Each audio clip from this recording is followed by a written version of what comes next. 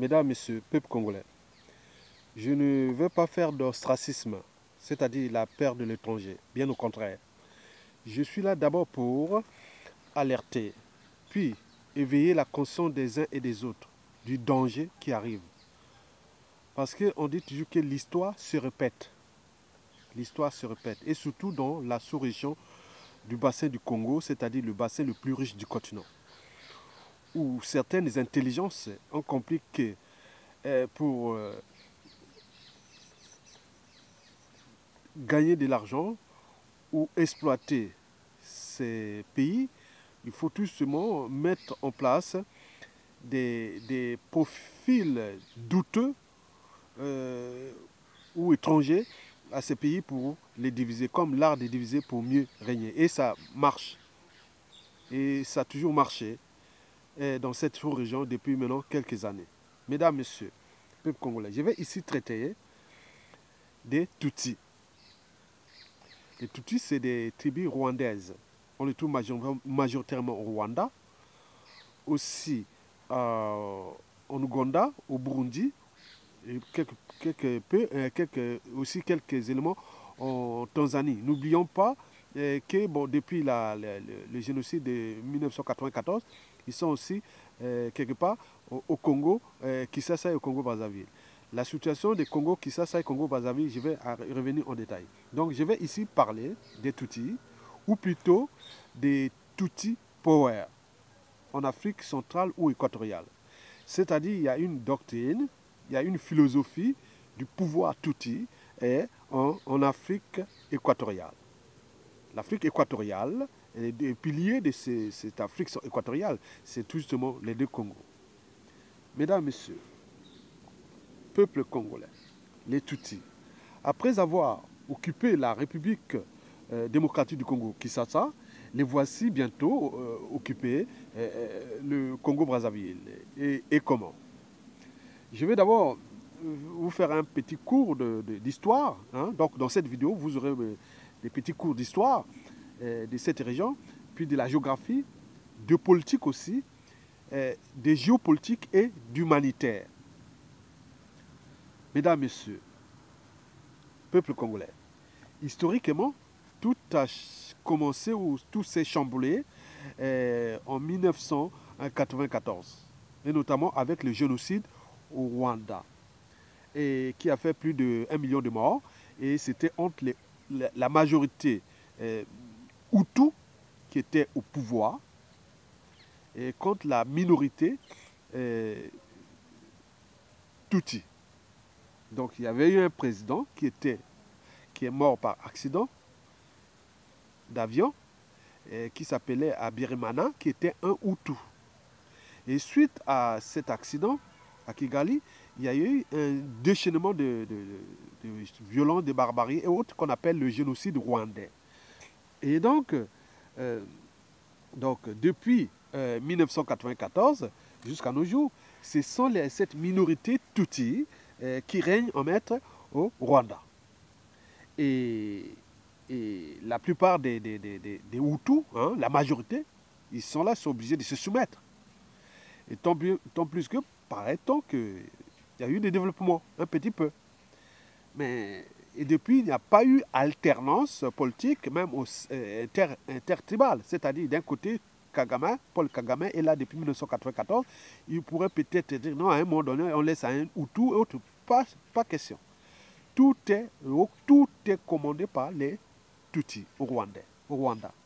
Donc, on dit que la plupart des Hutus, hein, majoritaires au Rwanda, beaucoup seraient exilés. Hein, pendant d'abord ces génocides, beaucoup s'étaient retrouvés en République démocratique du Congo, dans l'Est, et d'autres sont allés au Burundi. Et on parle aussi du Congo-Brazzaville, et notamment dans la région septentrionale du Congo-Brazzaville, le département de la Likwala, où on dit même que pour boire une bonne bière dans la Likwala, il faut aller voir les Rwandais. Et la plupart de ces Rwandais sont des Hutus, mais qui sont contrôlés par les Tutsis. Mesdames, Messieurs, les restes ils sont dispersés un peu partout dans le monde, les Hutus. Bon, le problème de cette affaire, c'est que depuis 1994, oui, les Tutsis ont désormais les réflexes de la domination.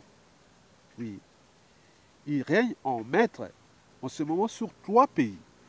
L'Ouganda avec Yoweri Museveni, au Rwanda avec Paul Kagame et en République démocratique du Congo avec Hippolyte Kanambe, alias Joseph Kabila. Mesdames, Messieurs, les Tutsis règnent notamment au Rwanda, d'abord avec Paul Kagame, puis en Ouganda. Et aujourd'hui, ils occupent la République à démocratiser du Congo. Et on dit que bon, maintenant, ils sont maintenant prêts aussi à prendre le contrôle de la République du Congo-Brazzaville. Mesdames, Messieurs, donc j'interviens ici d'abord dans ce cadre géopolitique aussi, parce que tout ce qui affecte la République à démocratiser du Congo a des impacts au Congo-Brazzaville, donc vice-versa. Historiquement, quand il y a eu des bouleversements d'un côté comme de l'autre de la rive du fleuve Congo, et il y a toujours des impacts d'un pays comme de l'autre. Mesdames, Messieurs, oui. Vous savez que la République démocratique du Congo, Kinshasa, est un cas d'école d'occupation d'une tribu étrangère dans un pays étranger. Oui. Avec bien sûr la complicité des Occidentaux notamment depuis l'administration Bill Clinton, parce que tout est parti de l'administration Bill Clinton et tout le monde a laissé faire. Et pourquoi? Parce que, oui, il y a bien sûr des enjeux économiques. C'est d'abord ça. Les enjeux économiques, oui. Le Rwanda a pris le contrôle des ressources naturelles de la République démocratique du Congo. Et ce même Rwanda s'est même développé au détriment de la République démocratique du Congo. Bon, la République démocratique du Congo, c'est un pays béni. Si vous prenez le contrôle de ce pays, si vous avez des intelligences, des gens qui ont la volonté, vous pouvez vous développer facilement. C'est le cas du Rwanda. Et la République démocratique du Congo, c'est déjà, vous voyez ces indicateurs. Il y a d'abord population, plus de 80 millions d'habitants. Superficie, 2,345 000 km².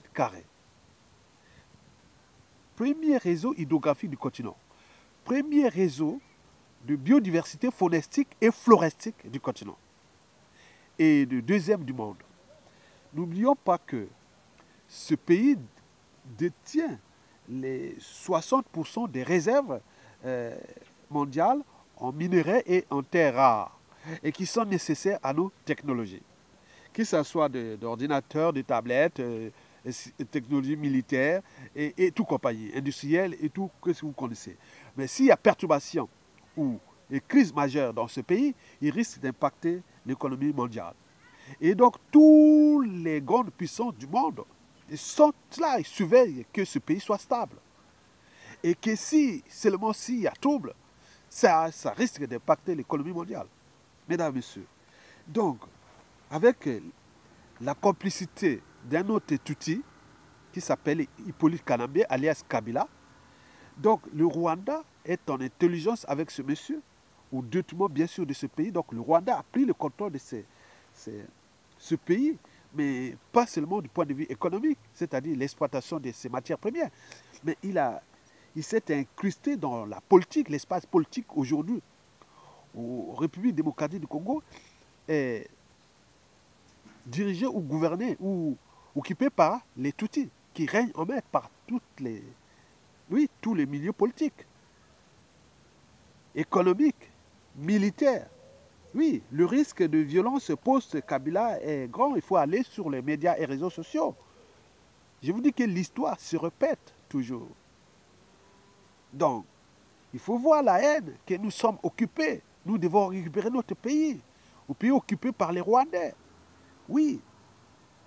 Bon, la problématique, Hippolyte Kanambe ou Joseph Kabila, pour laisser ce pays aux mains des Rwandais, est aussi humanitaire. Vous voyez que le monsieur, en 17 ans de sa complicité avec le Rwanda, a massacré plus de 12 millions de Congolais. Et ça ne s'arrête pas. Mesdames, Messieurs, La République démocratique du Congo, oui, aujourd'hui est aux mains des étrangers. Et les Congolais pensent que, avec le processus qui arrive, certainement le Congo, euh, la République démocratique du Congo pourra revenir aux mains des vrais Congolais. Et à ce moment, il pourra restaurer certainement le rang, rétablir le rang de la République démocratique du Congo, d'abord au niveau sous-régional, puis s'est développée et devenue une des premières puissances économiques d'Afrique. Parce qu'elle a tout pour réussir. Mesdames, Messieurs, le risque pour le Rwanda est grand. Parce que si euh, le Congo démocratique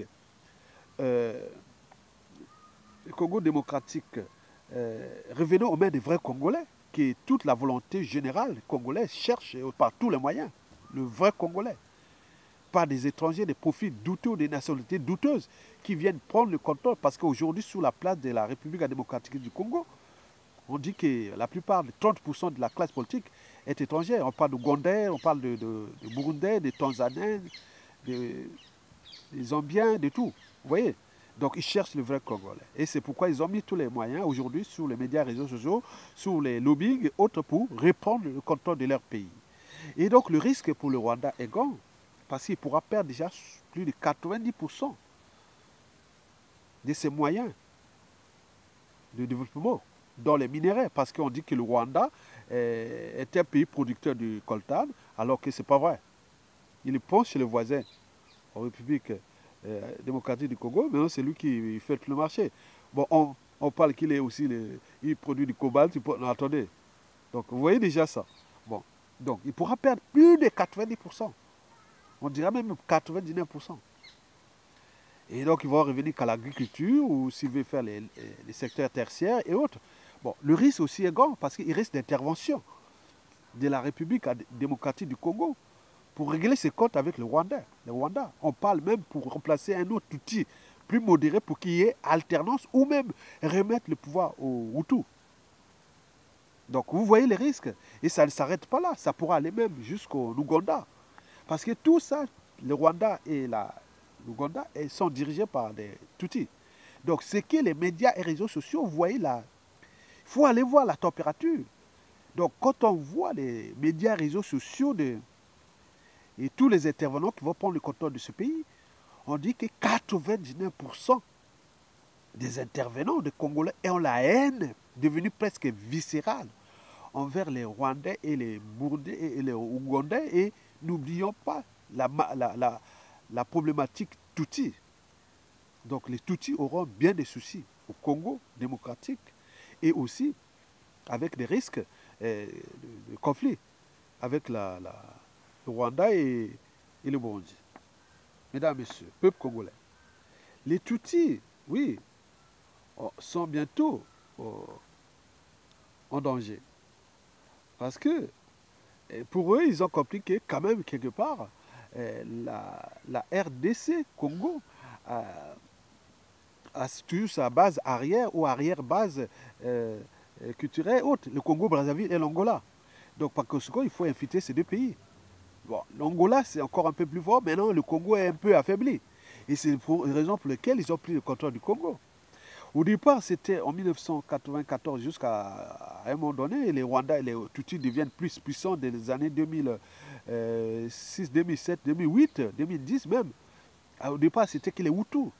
Mais là, ils sont venus, mais ils sont là. Mais ils contrôlent ces Hutus pour l'intelligence, savoir qu'est-ce qui se passe et si et seulement s'il peut arriver des problèmes, des soucis.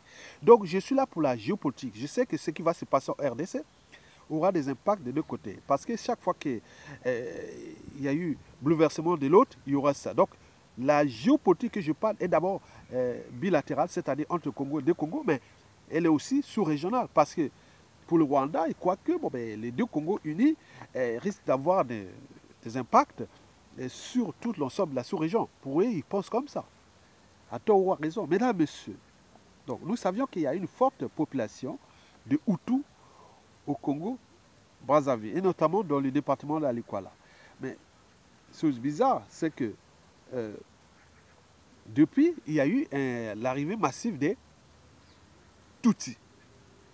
Donc, les Tutsis sont désormais au Congo. Du point de vue géopolitique, il faut dire que à la chute de Sassou et de Kabila, les Tutsis savent qu'il y aura certainement des soucis. Non seulement en République démocratique du Congo, puisqu'il pourra même intervenir, puisqu'il y a beaucoup de...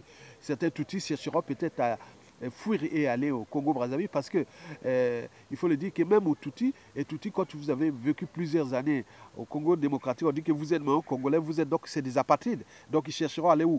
Au Congo-Brazzaville. Et donc la RDC pourra certainement, en intelligence avec géopolitique et compagnie, venir trouver les Tutsis qui se réfugient au Congo-Brazzaville. D'où l'enjeu pour eux aussi déjà de prendre le contrôle de cette région de... Maintenant, revenons sur le problème Tutsi au Congo. Et que je vous dis qu'ils sont en train d'infiltrer. Parce qu'ils sont devenus comme un peu, on dit, sont comme des juifs. Ils sont très structurés, organisés. Et ils savent qu'ils sont en danger partout. Et donc, ils agitent leurs neurones, leur intelligence et autres. Aujourd'hui, je vous informe que c'est du baby-boom Tutsi au Congo-Brazzaville. Et pourquoi? Parce que situation que soit tellement affaibli les Congolais, 90% de la population de la merde, les Tutsis arrivent les moyens financiers et compagnie, donc ils prennent les femmes comme des lapins. Donc il y a les baby-boom des Tutsis. Et tous ces enfants-là, dans 5, 10, 15, 20 ans, 30 ans, ils vont certainement revendiquer leur nationalité, tout ce que vous connaissez. Bon. Avec les impacts d'occupation. Parce que ceux qui dirigent la RDC, qui ont occupé la RDC, c'est tout justement les Tutsis qui étaient venus déjà au temps de Kengo Abdodo quand il était Premier ministre et qui a facilité l'arrivée massive des Tutsis. Et donc, vous voyez, les Tutsis, quand on voit dans l'agriculture au Congo, c'est des mercenaires. Ils ne font pas l'agriculture pour l'agriculture seulement, c'est des mercenaires. Bon, beaucoup sont aussi dans le commerce, c'est des mercenaires, c'est des soldats. Ils attendent au moment de soutenir Sassou Nguesso parce que celui qui pourra les protéger aujourd'hui, c'est Sassou Nguesso. Ils sont dans le renseignement. Sur la résistance contre Sassou Nguesso, vous avez par exemple, vous voir sur les médias et réseaux sociaux. Je ne veux pas vous dire les informations parce qu'il y a des recherches en cours sur ces individus qui viennent perturber la résistance congolaise contre Sassou sur les médias et réseaux sociaux. Majoritairement, sont des Tutsis. Donc, les choses cherchent à les identifier. Donc, vous voyez qu'il y a tout un système qu'on prend déjà pour préserver au cas où ça chute en République démocratique du Congo et qu'ils chercheront à maintenir Sassou Nguesso puisque c'est quelque part, ça pourra les aider parce que l'art est divisé pour rien. Donc, en conflit, donc ils cherchent les moyens là. Donc, vous avez compris. Donc, la priorité du Congo à la chute de Sassou annoncée, oui, Kabila tombe, Sassou tombe. Ça, on le sait. Et la priorité du Congo, comme on voit en République démocratique du Congo, nous, la priorité, c'est d'abord le recensement général de la population congolaise en intégrant des données bioculturelles et surtout le problème des mercenaires. Donc, nous devons savoir quel mercenaire est dans notre pays. Rue par rue, maison par maison. Et à partir de là, bon, à partir de ces mercenaires, hein, oui, nous saurons qui sont en fonction des tribus, en fonction de tout. Nous allons avoir ces informations parce qu'il faut assainir ce milieu-là. Nous n'allons pas laisser les ennemis qui sont là pour au cas au moment où il arrive une situation vont être contre le Congo. Donc il faut mettre des processus dans le domaine de renseignement, de recensement général et puis la politique immigration et de tout ce qui sera mis en place. Je ne vais pas vous donner, je ne suis pas un ministre de l'Intérieur ni autre, même si je peux être au pôle géostratégique, géopolitique et du pays. Donc c'est des problématiques, on ne peut pas les dire comme ça, c'est des stratégies des États avec tout ça, parce qu'il y a la diplomatie. Ils sont africains, ils sont des Noirs, ils sont des humains, on ne va pas les traiter dans l'indignité. Donc il se pose un problème de clarification et de visibilité sur ces profils qui sont là et qui sont en intelligence contre le peuple congolais. Donc nous allons penser ces problématiques, la question Tutsi sera reposée au Congo, il faut les dire, il ne faut pas se dévoiler la face. Dès la chute de Sassou, la problématique Tutsi sera posée au Congo. Donc, et en terminant cette vidéo, je vous dis, peuple congolais, prenez ça au sérieux. Vous voyez ce que la République démocratisée du Congo a subi pendant ces 17 dernières années. Perdre 12 millions de morts. Un pays exsangue, un pays aux mains occupées des étrangers, sur tous les plans. Nous, on se plaint encore et que Sassou, la tribu de Sassou a occupé l'Emboshi et Sassou. Mais là, ce n'est pas ça. Là, c'est des étrangers. Vous allez occuper un pays, tout c'est vous. Et donc, ça risque d'arriver au Congo-Brazzaville. Et si nous ne veillons pas ces consciences et prenons notre responsabilité sur tout le plan, donc le combat contre la dictature des Sassou et des Nguesso n'est pas seulement national, mais il est aussi géopolitique. C'est-à-dire, d'abord, priorité sur notre sœur partie, la République démocratique du Congo, et aussi au niveau sous-régional, c'est-à-dire au niveau de l'Afrique centrale, déjà du côté de l'Est, c'est-à-dire les Grands Lacs, mais aussi l'Ouest, avec la CEMAC. Et donc, vous avez tout ça à comprendre. C'est des stratégies qu'on ne va pas dire sur une tribune. Il faut aller maintenant sur les stratégies de réserve. Donc, je vous dis simplement pour réveiller votre conscience, pour voir, il y aura des bouleversements pendant la chute de Kabila et aussi l'arrivée des Sassou, et la chute des Sassou. Et donc, tout ça, vous allez avoir des changements et que ces pays pourront reprendre le contrôle de leur destin et que nous pouvons avoir un dynamisme de développement soutenable dans cette sous-région, la plus riche du continent, où on a placé des profils douteux et qui étaient venus là pour laisser libre cours aux occupants étrangers d'exploiter abusivement nos pays et pour que nous lancions dans les conditions d'indignité et tout ce que vous connaissez de la prédation, de l'occupation des écosystèmes. Mesdames, Messieurs, je vous remercie.